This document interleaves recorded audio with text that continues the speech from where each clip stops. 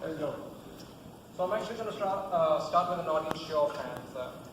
How many of you have ever felt too hot or too cold in your homes or offices? How many of you were sweltering out there waiting for the bar to open? So my journey really starts with your raised hands. When my daughter was 1, we moved her into her own bedroom, but she would wake up in the middle of the night crying.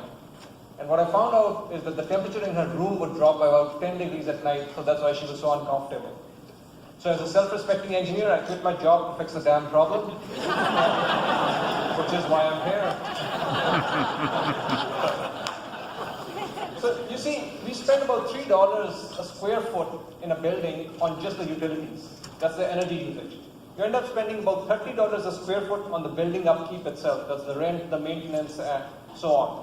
But you end up spending about $300 a square foot on the people inside the building. So the most valuable asset in a building is really the people. Harvard did a very fascinating study. What they found is that enhanced green buildings, that means buildings which have lower CO2 levels and volatile organic compounds, those buildings, people in those buildings ended up having 101% better processing on cognitive tasks at the end of the day.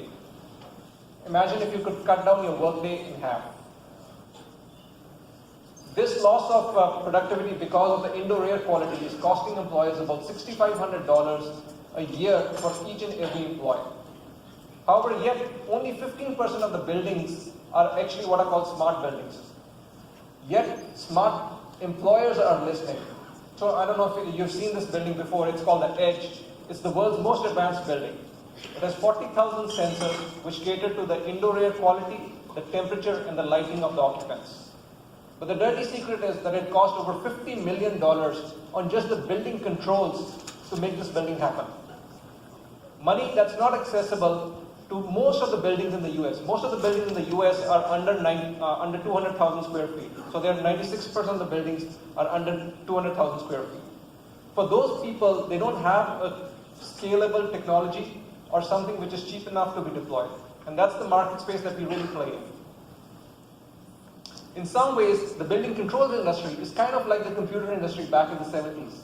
Back then, you bought an Apple I, you brought it home, you soldered it together, and then you learned programming in basics so you could solve your own problems, kind of like the Flintstones. Right? Today, it's inconceivable to not walk into a mall, buy an iPhone, and you want to be productive in 3 minutes. However, in the building control industry, people still end up doing programming from scratch for each and every job. And this raises the cost exponentially. You may think that this is a pretty old picture, but it was actually taken last year. And that provides the opportunity to disrupt.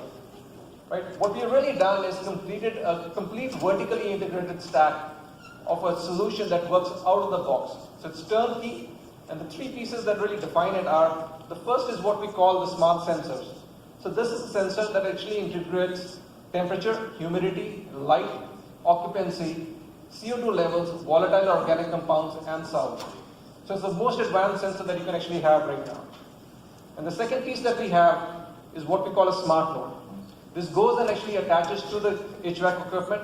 It goes and controls the dampers, it controls the air handling units, and so forth. And the third piece that we have is what we call a central control unit, or a CCU. So the CCU goes and acts as a gateway, integrates, gets in all the information that is coming in, and loads it to servers in the cloud. The final piece that we have is the cloud computing algorithms. So we do a huge amount of machine learning to figure out how the building is behaving, figure into account the weather patterns which are going to be coming in, and figure out a proactive, predictive control solution for the building. Okay.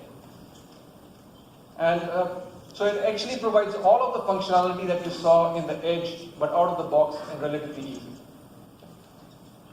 So the results are phenomenal. You can see over here, the building had hotspots, and those get converted into far more even temperatures and better air quality.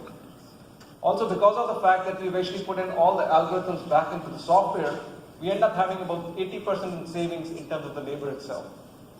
And the building automatically commissions itself because of the machine learning piece. So it's about 10 times faster to install versus a traditional control solution. Okay. We typically end up with about 30 to 50% in energy savings. However, in a trial that we did with Gas Technologies Institute in Chicago, we ended up saving 70% energy versus a programmable thermostat. And we wrap it all together in a facility manager's portal. We call it Portfolio Energy Manager, and that provides complete, unique insight into what's happening across the entire portfolio. And to prove just how easy we are to install, we did a project with the elementary school. A little bit of a difference. We actually asked the kids who were 8 and 9 years old to go put in the system themselves. Their highlight, drilling holes in the school wall. Okay. We have millions of square feet under control and a marquee list of customers who rave about us. And we are on a mission to make buildings healthier, people more productive while saving energy. We'd love to partner with you on this journey. Thank you.